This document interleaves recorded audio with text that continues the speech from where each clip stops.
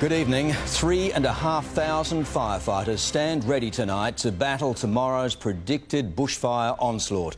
The state's death toll has risen to 8 with the discovery of a man's body near Cobargo. That as a state of disaster has been declared in Victoria, the first ever, with 2 people dead and the number of missing now dramatically jumping to 28. I've lost 7 houses already in Nelligan. I'm not going to lose any more.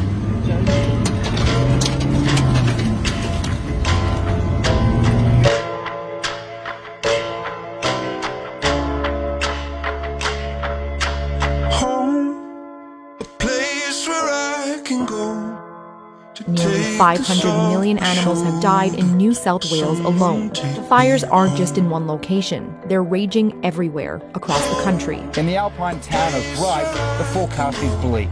Erratic fire activity fanned by winds of 150 kilometres an hour could lead to disaster. Australian authorities estimate around 4,000 people are trapped on a beach in Malakuta. Right now, more than 140 fires burning across the state, 11 at emergency level.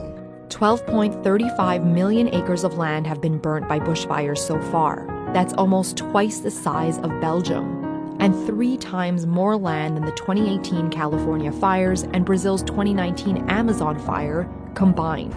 Yes, terrible news this morning. Police have confirmed that a man from Goulburn has died while trying to defend his friend's property near Vatlow. Well, bushfire season is nothing new in Australia, but this summer has been one of the hottest and driest in the country's history. Since September, the combination of drought, unprecedented heat waves, and strong gusty winds has created a recipe for disastrous fire conditions. On top of that, the smoke from bushfires generates its own weather, sparking thunderstorms with lightning and strong winds, which create even more wildfires. In the small community of Sarsfield, where a father and son spent 13 hours defending their property.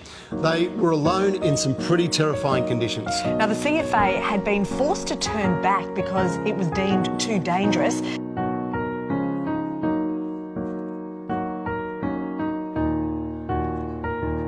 Craig Calvert joins us now from Sarsfield. Craig, good morning. It's great to see you.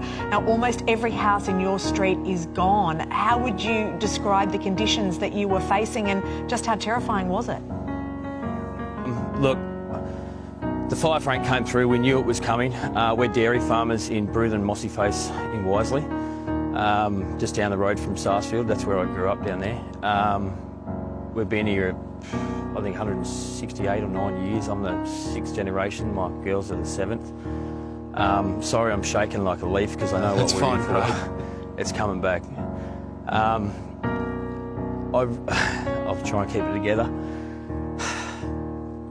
We had fireballs coming over, jumping 400 to 500 metres across the gully.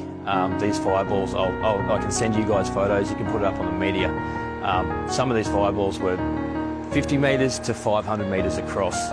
It came in, it didn't even burn the trees or anything. It was burning the gas on top of the trees. It was preheated, and it just took off. It was almost like white flame. People in Bruthen could watch it and they didn't think we were going to survive on what was going on. Then it came through. We got another wave, which was a canopy fire that came through. Then the ground fire came through. It hit us 5 times.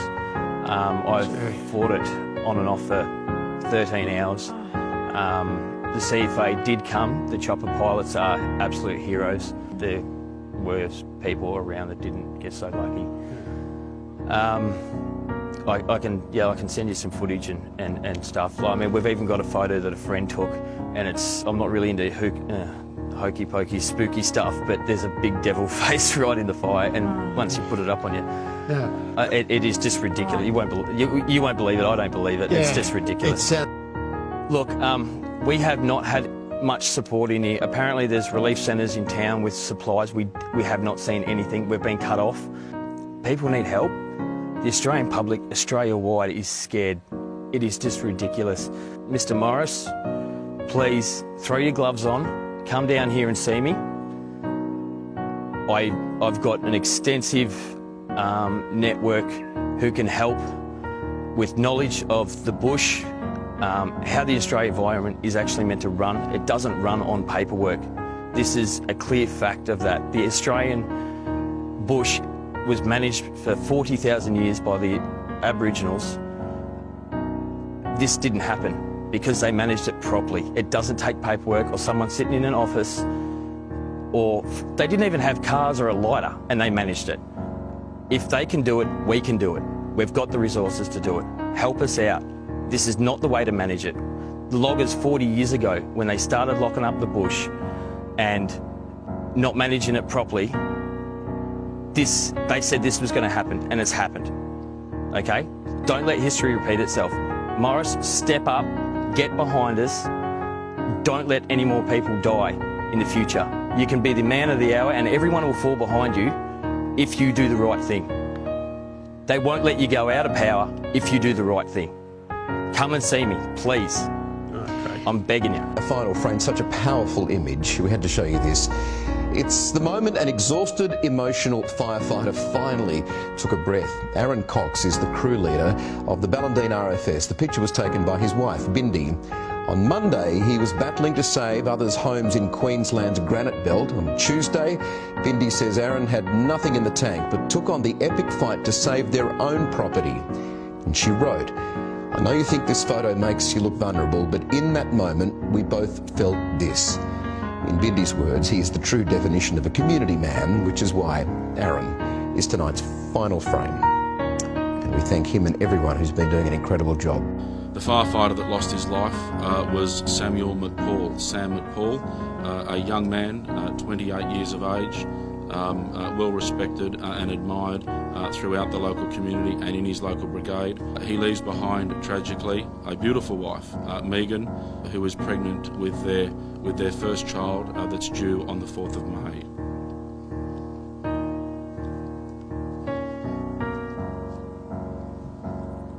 It was like an inferno. It was like the apocalypse, mate. It was like hell on earth. I really feel sorry for so many people. There's so many nice people that it's carnage, mate. Every second house on this road's gone.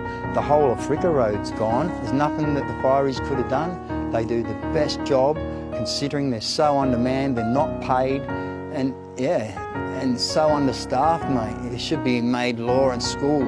I reckon that you do a firefighting course here in Australia, so if it takes time, everybody can pitch in instead of just relying on a certain few. I can't even speak. I knew it was happening here, I just didn't know the extent. Place packed with memories. I had memorabilia everywhere in there, and like stuff from my parents and my grandparents and everything. That's just, that's probably one of the biggest downfalls here. Developing news on the New South Wales bushfire situation. 2 New South Wales Rural Fire Service firefighters have died after their truck rolled while battling blazes near Buxton, southwest of Sydney. They're grief-stricken, they're devastated.